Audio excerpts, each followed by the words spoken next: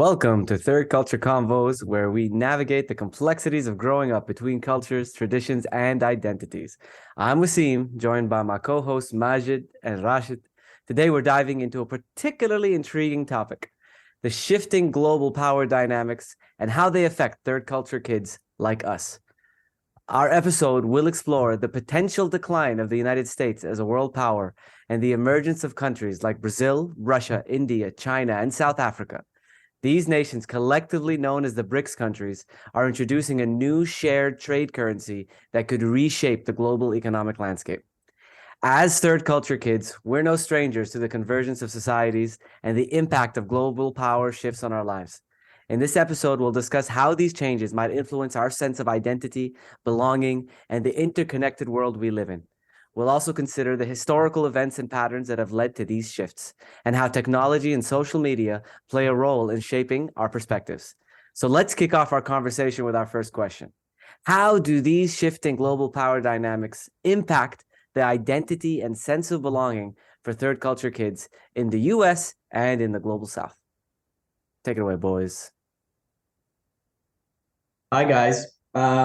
Okay, so my very first thought about this is that for a third culture individual in living in the US or global South, well, I guess we can say the Western world in general, it might be a sense of finally we have some kind of power that's outside of the United States that can actually start influencing the world. I don't know if it's necessarily a positive way, but the point is that a lot of these countries we're talking about are countries that are people, a lot of people we discuss and talk about and relate to come from these types of countries.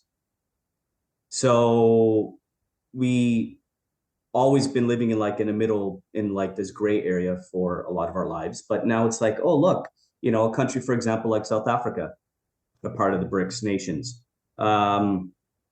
A lot of people from third culture identities probably relate to South Africans more than they would to a general American from California, from Orange County, let's just say, because of possible cultural, not necessarily cultural ties, but similarities, let's just say.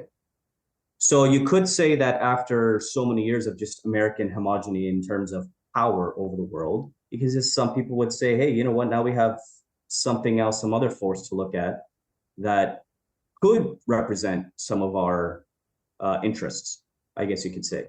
But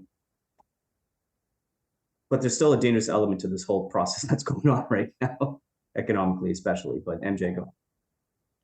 Well, I'll just say I agree with most of what you're saying, and what I could keep up with, I'm kind of slow. But also, I feel it almost confuses an already confused person. This gray area person you're talking about. This global shift or these shifting dynamics just makes it that much more confusing almost for that person.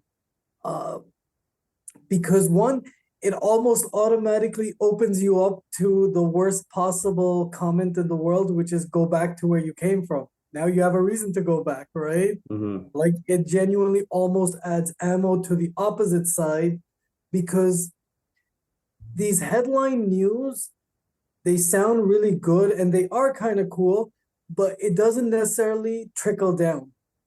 So like that macroeconomic policy of a new currency just might be an accounting unit, and it might not have an economic factor to the everyday farmer or truck driver or whatever. So a lot of these, it just confuses. That's all I can say. It confuses an already confused gray area person. I think I share that. Sorry. I think I share that like feeling in terms of confusion, because I'm not sure how I should feel. Because in the last, let's say, so in the last like 50, 60 years, I haven't been around, but in the time that I have been around, while the US has been the sort of the big player, like the big boy on the field, I feel like, okay, there have been pros and cons in terms of like my cultural identity. Like it's affected me positively, And there have been negative consequences to the U.S. playing the world police, right? And so in the same way that my feelings towards the U.S. being the big boy can be mixed, like, and maybe this is an unpopular opinion to actually give credit, like to give positive credit to the U.S. hegemony of the global authority over the last like 50 years. That might not be a popular opinion, but there's definitely positives. Like I'm sure if you ask anybody from the U.S., there's only positives, and if you ask anybody from abroad, from the global South, let's say, there's only negatives. But I think I feel like there's a mix. And so when there's a shifting power, I'm like, okay, what does it mean if China, like China as the sort of let's say the head of this group, let's call this like the BRICS group, because the yuan currency, the yuan currency is going to be in like a big player in this. I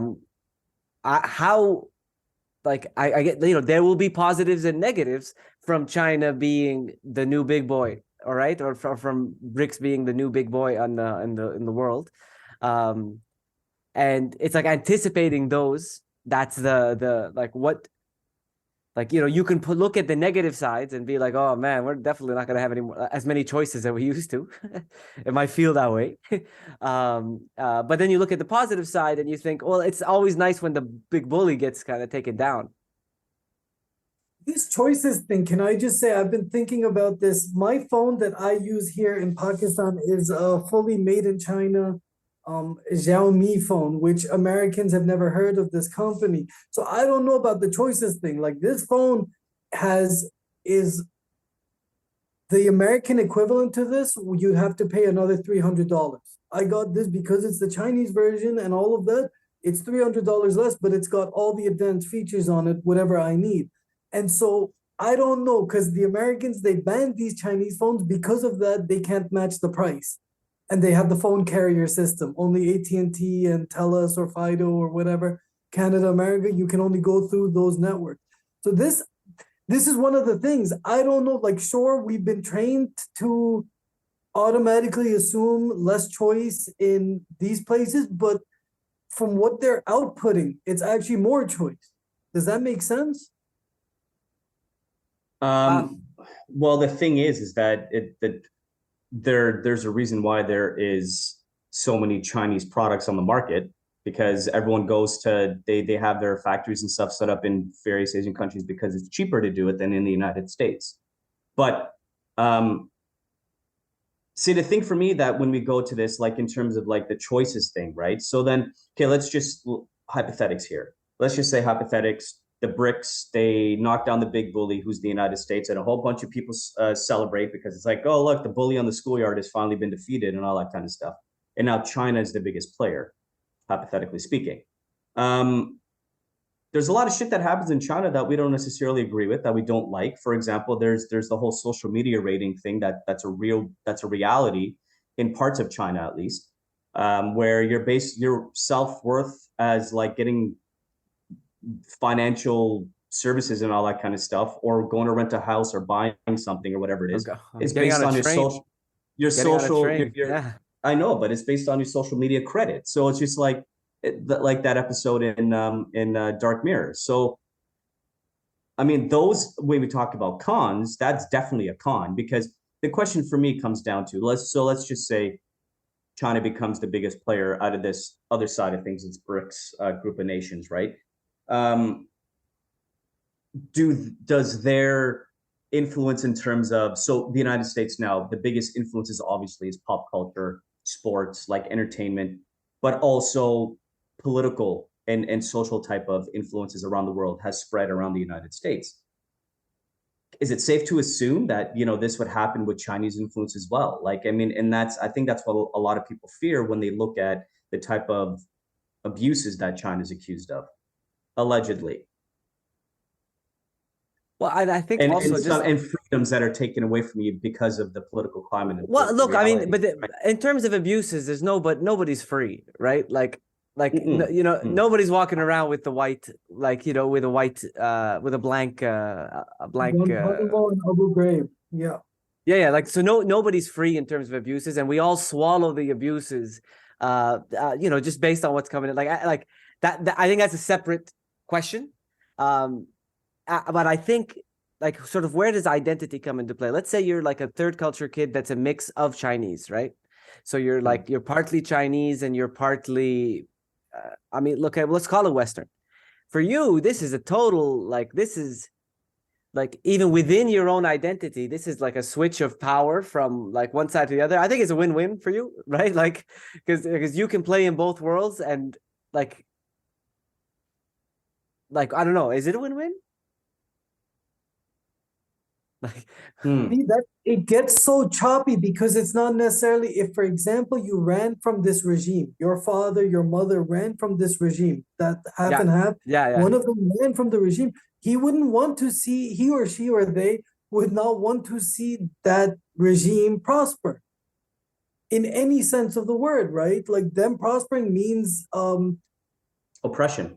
it's Yeah. justified. Like their actions are kind of allowed or okay because the I ends mean, justify the means. hence the confusingness of this for the third culture. Like, hence, like, I don't know how I'm supposed to feel about this, right? Like, Well, I mean, we can throw it to. Okay, so when we talk about the different countries involved in this, obviously there's the big players, the BRICS acronym, but then there's other countries in the background that are considering getting involved. One of which Saudi Arabia, Iran as well. yeah. I mean, Pakistan wants to get Oh involved man, in this. Like a there's a lot of long these list. develop. There's a There's a long huge list. list, a lot. But then here's so then so if you so Simo, so Saudi background, whatever. I mean, Saudi Arabia already has economic influence around the Middle East, generally speaking, and it's spread into 8 parts of Asia and all that kind of stuff. Yeah. And if they get involved with this whole new trade system, I mean, a Look, lot of Saudis would be like, I well, mean, this is great now. Now we don't have to worry about any type of well, relations with the United I mean, States. Like you can. my thoughts about this for Saudi, and is that, I mean, this totally makes sense for Saudi. Like, Mhm. it's the, I mean, okay, let's look at this semantics. Like, literally, like, last year we were pariah state, right? Like we're gonna treat that pariah state the way it is. I even looked up what pariah meant just to like be sure. Like, what were they saying? And it's a totally negative word. Like, there's no positive spin on it. But then after, and then when Russia invaded Ukraine, and then you needed the Saudis, and the states needed the Saudis, like, I was like, oh, this is rich. Like, a part of me was like, this is rich. So you call your friend in like, like, your long-standing ally in the region, a pariah state, Mhm. and then when you need them, you're like, yo, keep it flowing, and then they're like, yo, dude, remember what you just said about, like, Mhm. Pakistan has entered the chat because this is very much the number one ally to the war on terror was Pakistan. The yeah, number one bodies that were killed were soldiers' wives was Pakistani.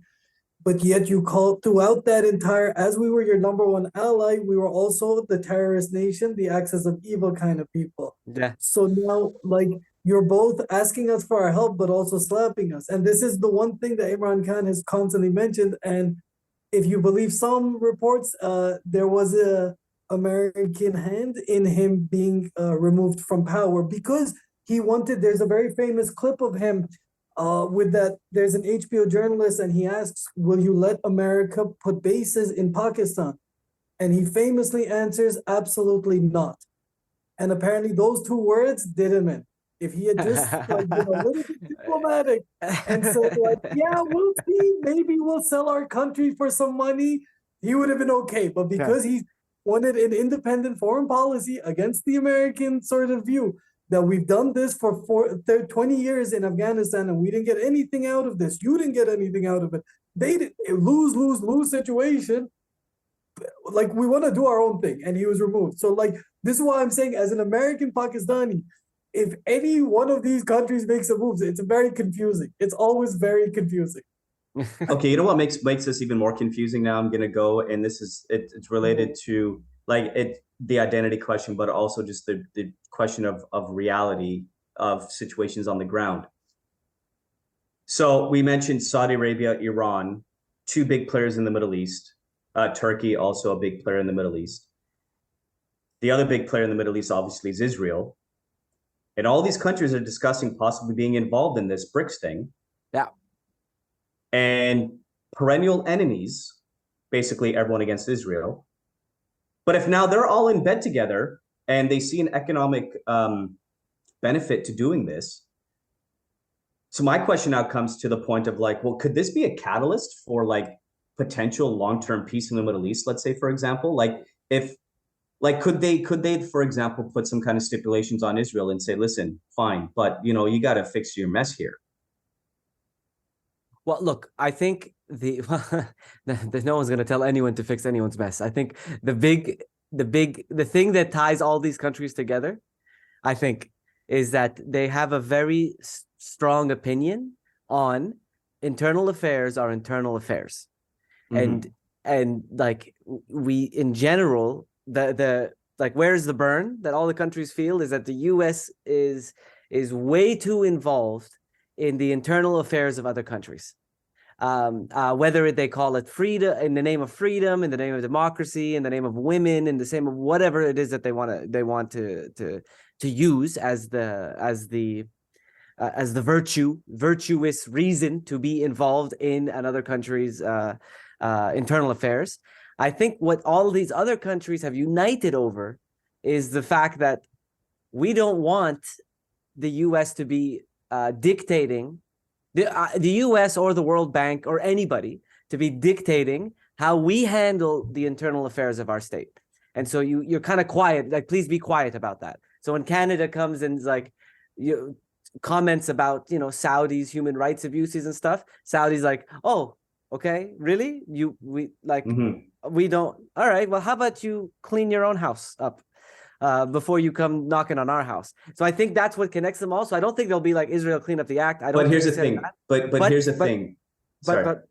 But when you talked about the process for peace, I think that's kind of already happened, because when China brokered the reopening of relations between Iran and Saudi, as brokered by China, that's a big move. Like that was a big move against the US, in the sense that, well, like, you guys have had 50 to 60 years to try to work out peace. I put that in bunny ears. You tried to work out peace in the Middle East, but you've also benefited from the conflict in the Middle East. And so like there's kind of a bit of an issue with that. And then China comes in, reestablishes relations between Saudi and Iran, and like, shared trade currencies, possible future shared cryptocurrencies or digital currencies between them. Like now we're talking like we are Israel involved also with trade, sort of exporting all its technology and all of its With right. the new Silk Road as well, like tangible. You're talking digital, and then there's also the tangible. And then there's the new Silk Road and like connecting, like sort of like these are you see. So the thing for me is that, so when we talk about like what the first part of it, when we talk about internal affairs are internal affairs, and people don't want the United States being involved like they used to be. So again, so let's just hypotheticals again. So let's just say this BRICS thing happens, and it severely affects the American dollar, and it affects the American dollar. And I mean, people are potentially projecting that the American dollar can collapse in 2003 or 2004 at some point related to this type of thing. Here's the thing though. The problem with this is that, so if the American dollar, so if all this trade is happening with these other currencies, the yuan, for example, let's just assume that's going to be it. For one, the United States, they can't call back loans like they used to, because their money, in essence, for a lot of their currencies, propped up by loans being paid back to them. So they're getting a whole bunch of interest back. But what that also means is that their economy is healthy to a certain extent, which also means, related to Israel, et cetera, that they can continue to fund the Israeli military, et cetera, et cetera, et cetera, give them all these weapons and all that kind of stuff. Now, if the American influence is diminished because they can't do that anymore financially, it almost like forces Israel, in a sense, to be like, shit, like our military won't be what it used to be, because it's not going to be as strong financially speaking. We can't do what we used to do. So then in terms of like the influence, I don't see someone like China going, well, here's the replacement money, In terms of right? funding. In terms of funding, so in a sense, I feel like even if nobody tells them directly, like whichever nation it is in that region, because of the shift of the money that would back any type of initiative for whatever country, it almost feels like it. I say catalyst in the sense of like more like an identity check and like a paradigm shift in terms of like how they run their things. China will get you the money if they're going to reap, if it's an investment. If they view it as a worthy investment, they'll find whatever money they need, especially for American assets. If they were depressed American assets, they'll buy all of them within a day. I can promise you that. And they'll probably use this digital currency to back their own bullshit. Yeah. Like I'm not even joking. That's because the one difference between China, US is that China puts their hands in and they own all of the ports and all the buildings and all the roads, but they still build the ports, the buildings, the roads. America kind of came in, demolished everything in every country, and just bounced. But China's not the only one that does this, right? Because Germany does that too. Germany owns quote unquote a whole bunch of Europe because that's what they've done. They've gone into certain European countries that needed the help. Greece is one under austerity. They're freaking ruined. Germany's gone in and like not only the German government, but German companies have gone in and said, okay, we'll buy XYZ airports. We're going to rebuild the airports. Fraport is going to run these airports. Yeah. We're going to bring in our people, but it's a loan. So you got to pay us back. So in essence, Germany owns a shitload of Greece, but it's not the only country that does that. But China took that model and has gone into African countries. That's the thing. They went after developing economies specifically. They picked a very specific niche that no one wants, the untouchables. The ones no one wants to give loans to, we're going to give them. In fact, we're going to give them and we're going to own them. Watch. And that's what they're doing, right? But they still give you something tangible. Again, America's track record in the last 20 years, this isn't, as an American, I'm saying very like it's in front of us. Today we talk about Afghanistan. Who was running it for 20 years? Like we're now in post. This isn't Taliban 2.0. This is post-American 1.0. Does that make sense? Yeah. Like, this is the like post-American government. You guys left it and you did nothing in 20 years. Clearly, Iraq, same thing. Syria, same thing. Libya, wherever you have been involved, and we know this. This isn't some conspiracy. Your ambassadors and your diplomats and your WMDs and your grand speeches have shown us this. So now where is the trust factor? On an individual level, trust is lost like this. Why would they did they learned from the best previous to them, and it starts with a B. Yeah. Yes. Sorry, GB, whatever, you know what I mean. Short form Britain, well, whatever, you know what I mean. The other flip side to all of this is the American reaction to what's happening in the world. As an American, I'm saying is very third world. The reaction has been not to join together and unify and let's get this done like the first world does. It's been to divide and we're each dog eat dog, which is a very hallmark of the third world. And so like I have downgraded the United States to, like I tell people, it is the second world. It's got first world infrastructure, but a third world mentality. I'm sorry to say this, but if you're talking really brutally, first world infrastructure, third world mentality. Second well, world. I would describe what's happening in the United States right now as devolution of the American political system. They're just, I mean, unrelated topic, but like I'm not going to go into anything else really, but just like social issues, let's just say, for example, that are happening in the United States right now are being, and like I'm talking specifically like in different state senates and all that kind of stuff, they're being, the reaction to it is like, we don't like what you're saying, get the hell out. And they kick them out. And it's like, oh shit, we got to reinstate them now. Oh fuck. Like, it's like, there's no real process. I think this is not on the side because it's part of like when we talk about how identifying sort of historical events and patterns that have that led to the decline of the US as a world power, and how this resonates with third culture kids. What we're talking about is like, I mean, there's a bunch of things I like, both from sort of the currencies, but also the the divisions within the political, like the active Landscape. divisions, right? Like, yeah, the landscape, right? Like, so it's not just like decoupling from the gold reserve. And so then having I mean, you know, like an artificially inflated currency because it's running as the world currency. And then so once it's no longer the world currency and the top dog, then you get some reality and a bunch of people unpeg, and then you get a whole other situation. And so I think that even current like these guys don't understand, right? Like when you keep printing money, right? Like in the States, and that's like the game plan, and dividing your population. I mean, this is what I think is crazy that like it feels like in the United States, people like they just had Easter, right? So everybody got together to have dinner, and it's increasingly as the years have gone on, the amount of topics that you can speak about at the dinner table with your family has decreased tremendously. You can only talk about the weather, but be careful you don't spill into climate.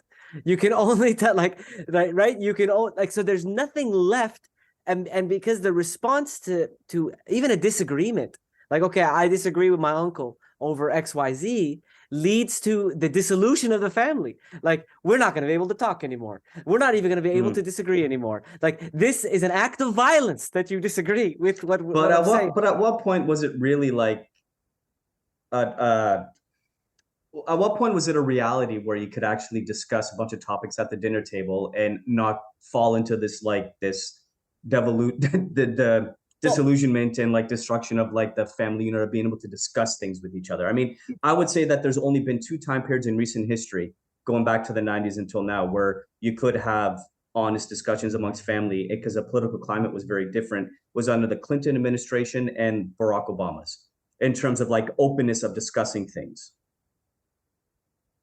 Not Obama's you'll start with the black white racist thing. That like immediately that was a big that's like the one that broke it. Clinton, yeah, I agree. But if you do watch sort of those 60s with Malcolm X on TV, the black and white people are smoking cigarettes, there is a healthy one side and another side, and you're respectfully disagreeing. Debate. McKinley, A healthy debate. two guys, William McKinley and Bill something. There's Best of Enemies. There's a documentary about those guys. And they had a series. They were both from different political thingies, and they disagreed, but they respectfully disagreed. They weren't like fighting about it. I want to tell you, like, just it slowly related to this. I think there's one person who's severely underrated in that whole discussion of human rights and like the civil rights movement in the United States. I just want to suggest to everybody, if you can, go on YouTube and just find videos and interviews with James Baldwin, because that guy is freaking amazing when he speaks.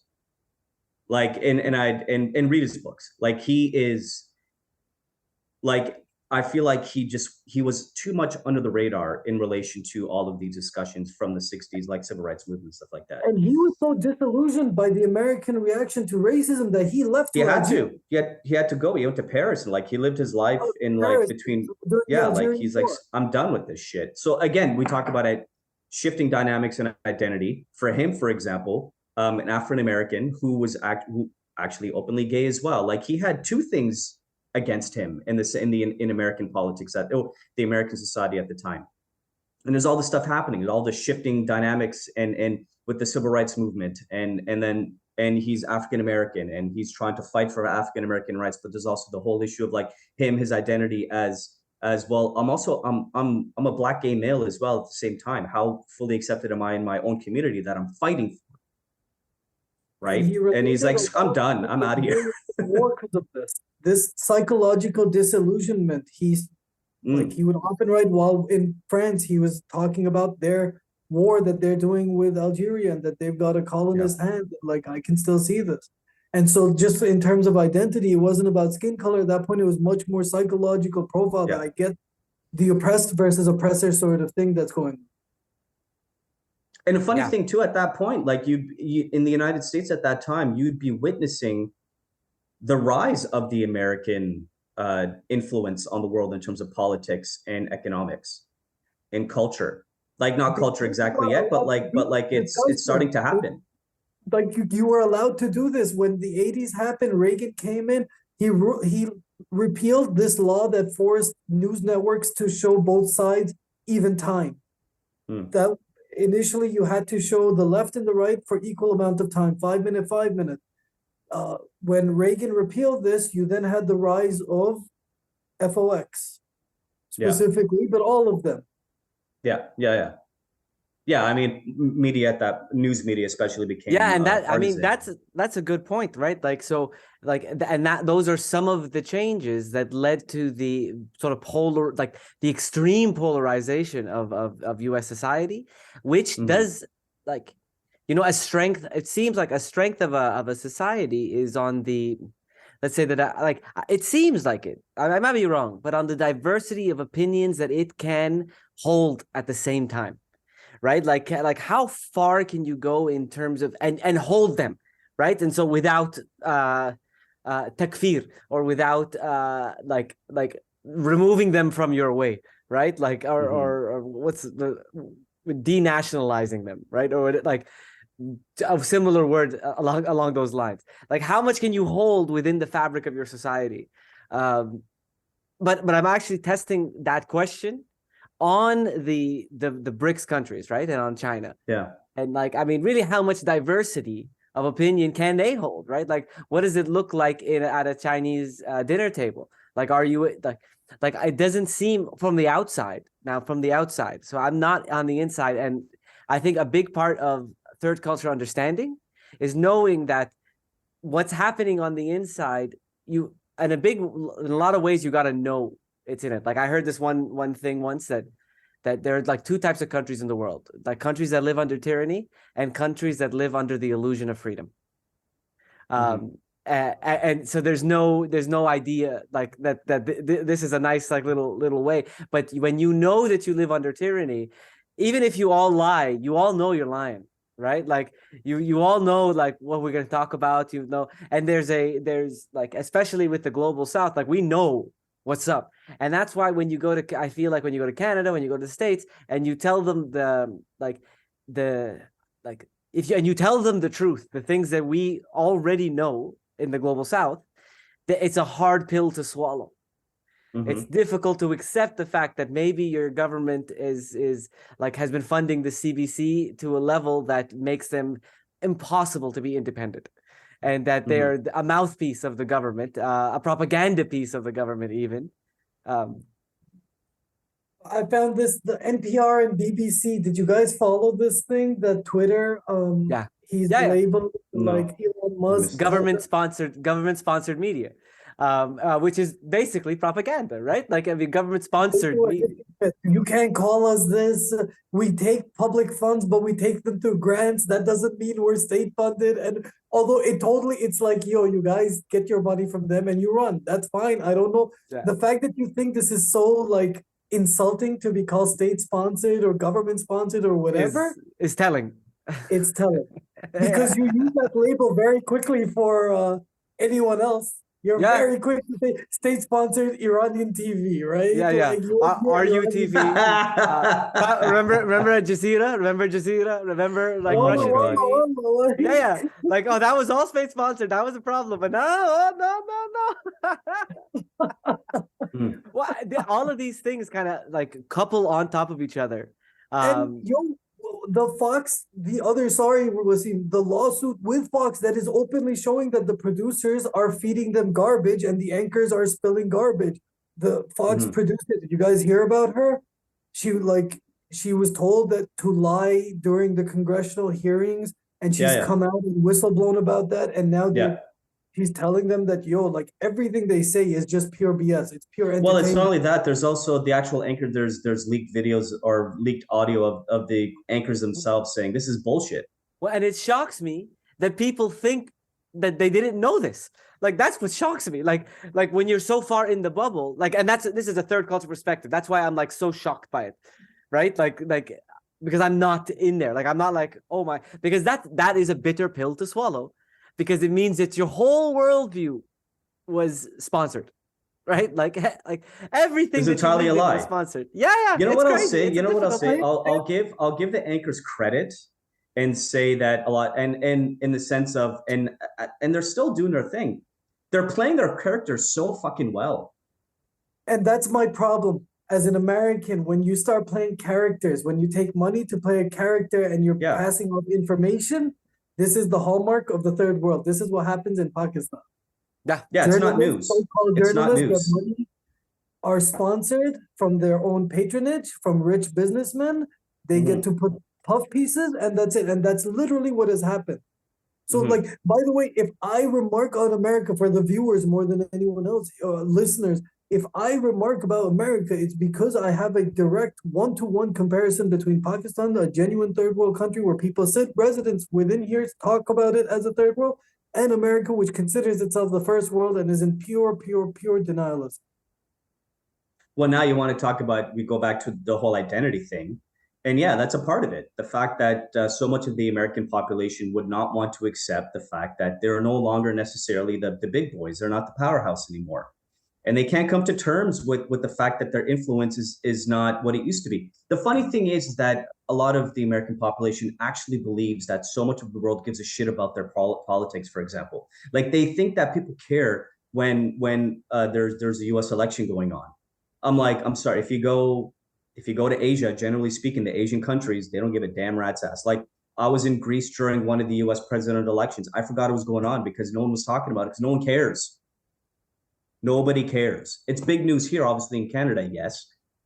You're going to get some news in Mexico, obviously, because of proximity we're talking about here. But you start leaving like its little bubble, and people are like, "U.S. who?" Like, great. I like their music. I watch NBA basketball. Like, like okay. I just had a thought of like a crazy, like, yeah. I mean, let's say now, like, okay, let's counter this, right? Let's counter this. So the BRICS comes together and they put the currencies together, and then the U.S. is like, oh man, what do we got moves now? Okay, Canada, Mexico, Great Britain, Japan, let's go. Australia, don't forget about Australia. Australia, unified currency, let's go.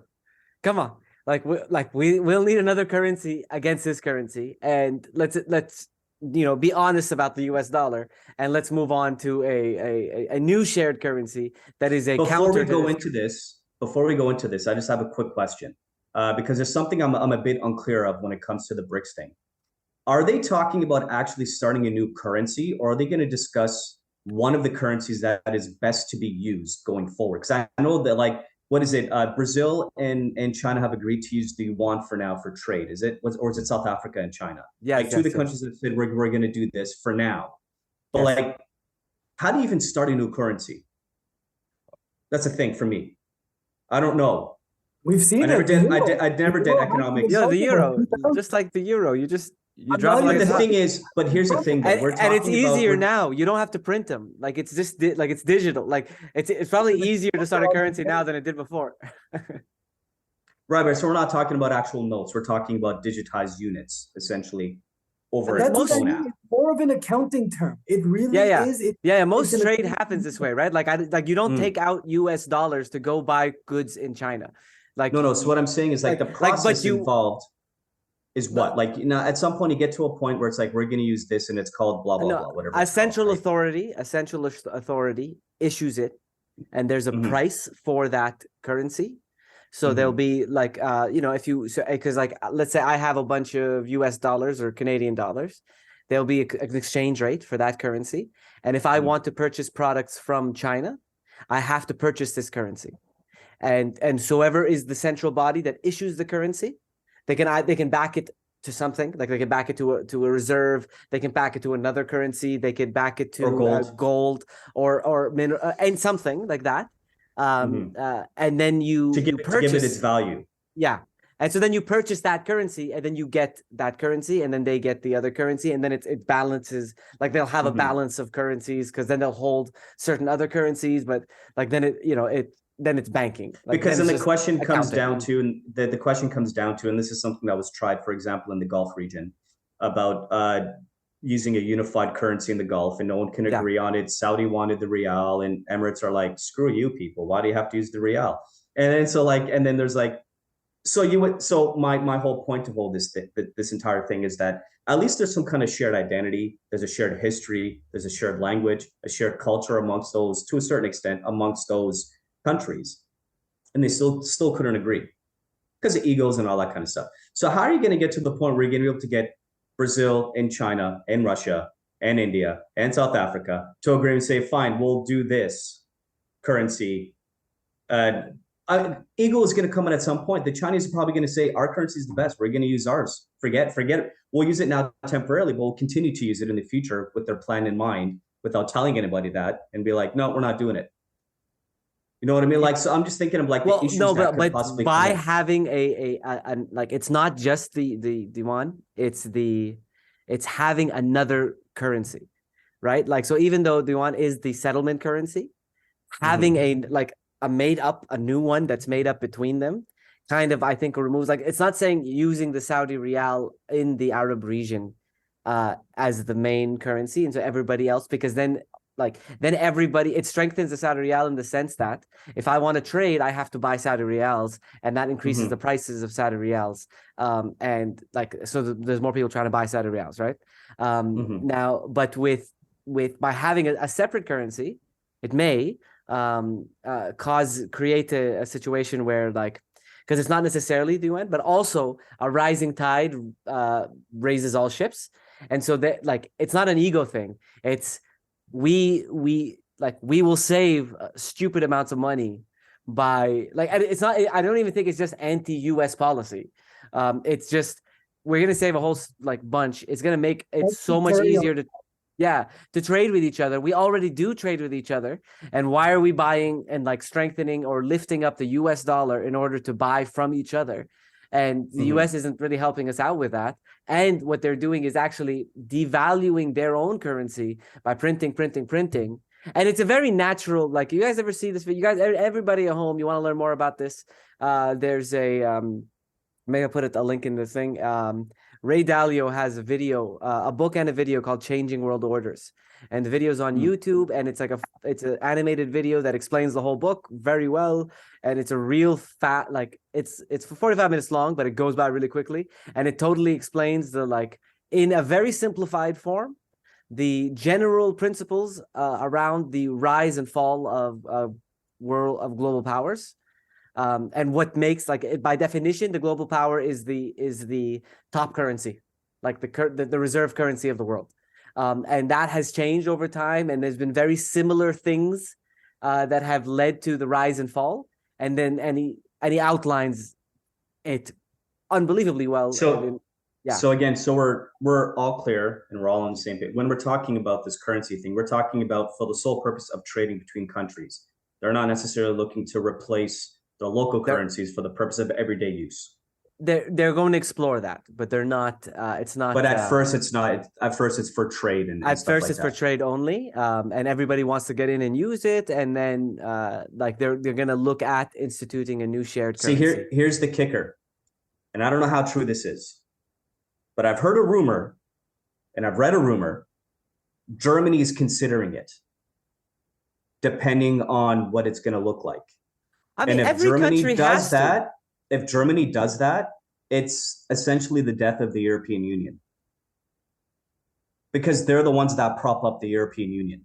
Everyone that needs a loan to be in the union and to get their economics and finances in order in their general economy, it's Germany that does it. Well, I mean, we are looking at like, this is why this is such a cool topic, because it's like real time, right? Like, it's real time, the fall and rise of civilizations.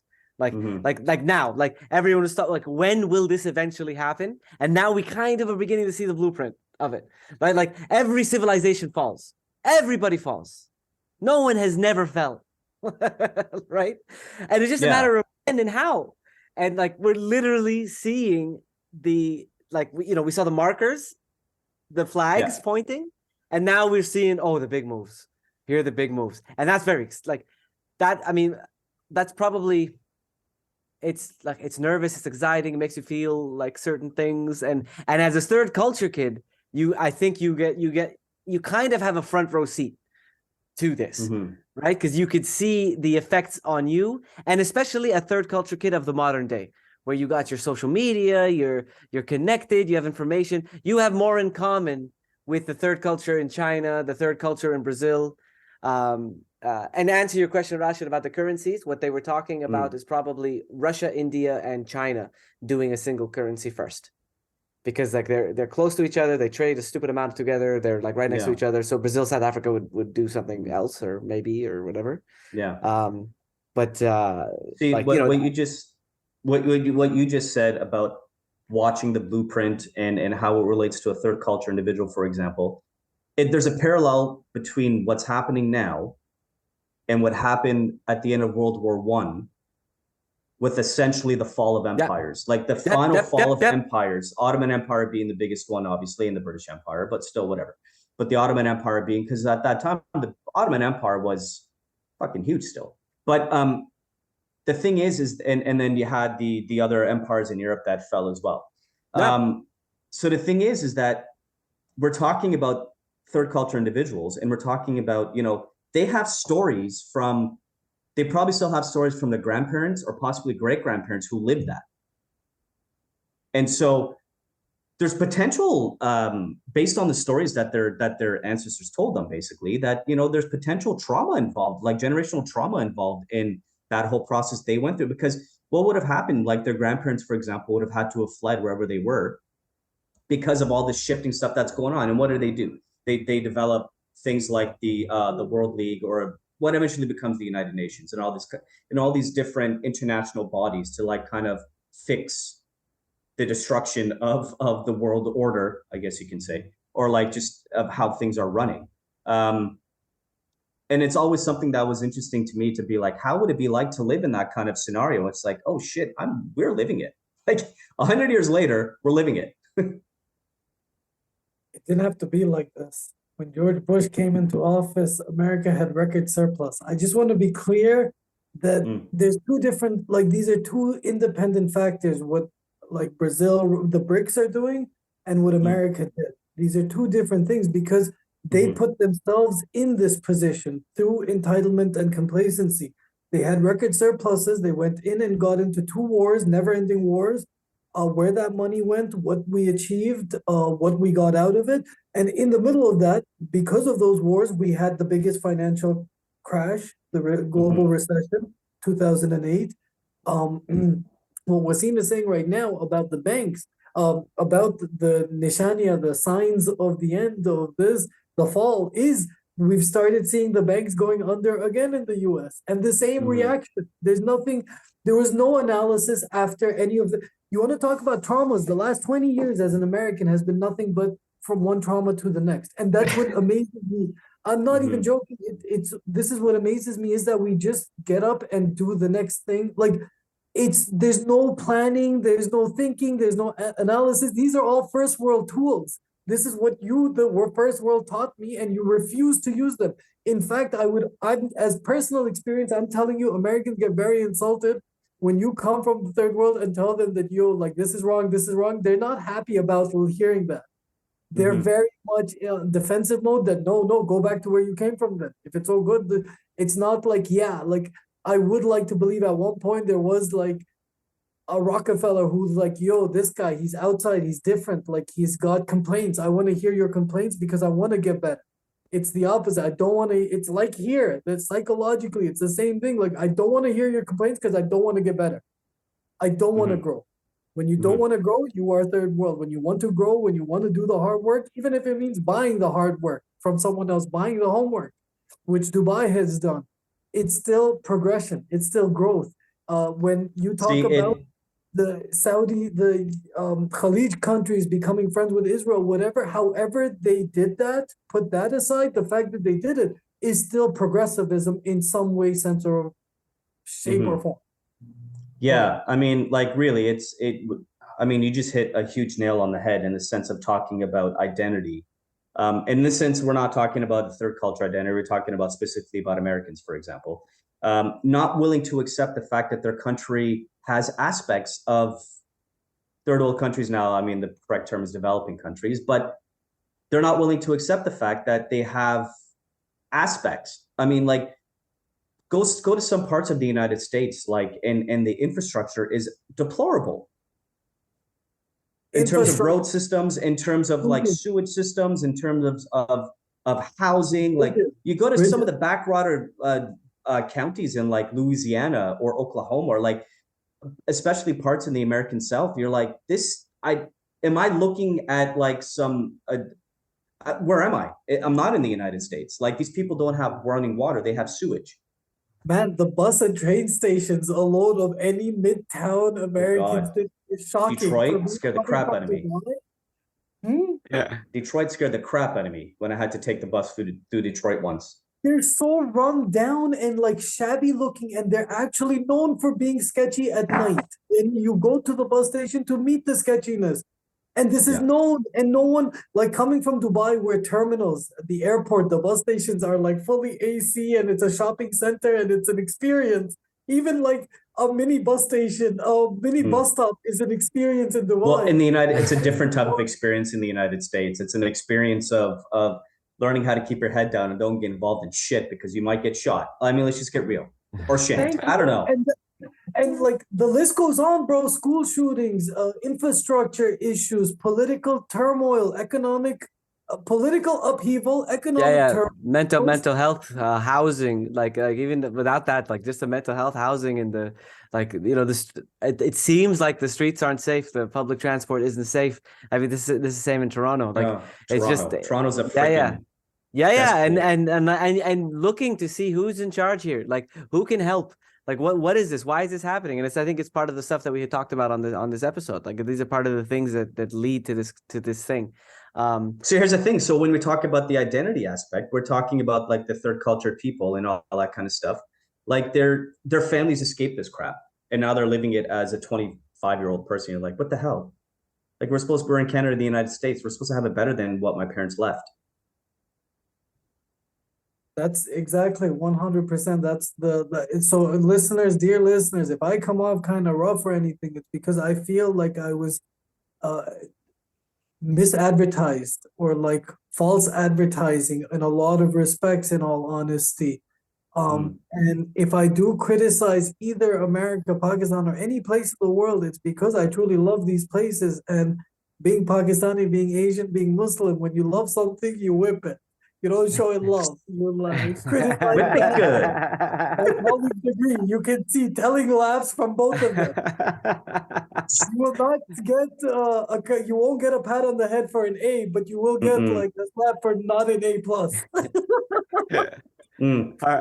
As that's wonderful. That's perfect. That's a great place to wrap up. As we wrap up this thought-provoking episode of Third Culture Convos, we firstly just want to thank all our listeners for joining us in this exploring of the shifting sands of global power dynamics and their impacts on the lives of third culture kids like us.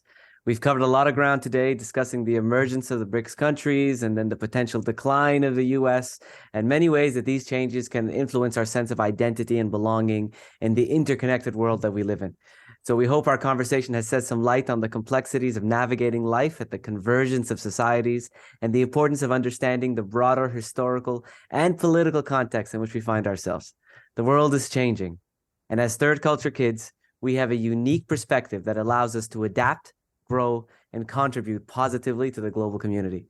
So before we say goodbye, we just want to remind everyone to subscribe to the Third Culture Convos on your favorite podcast platform and follow us on social media for updates, behind-the-scenes contents, and important opportunities to engage with us directly.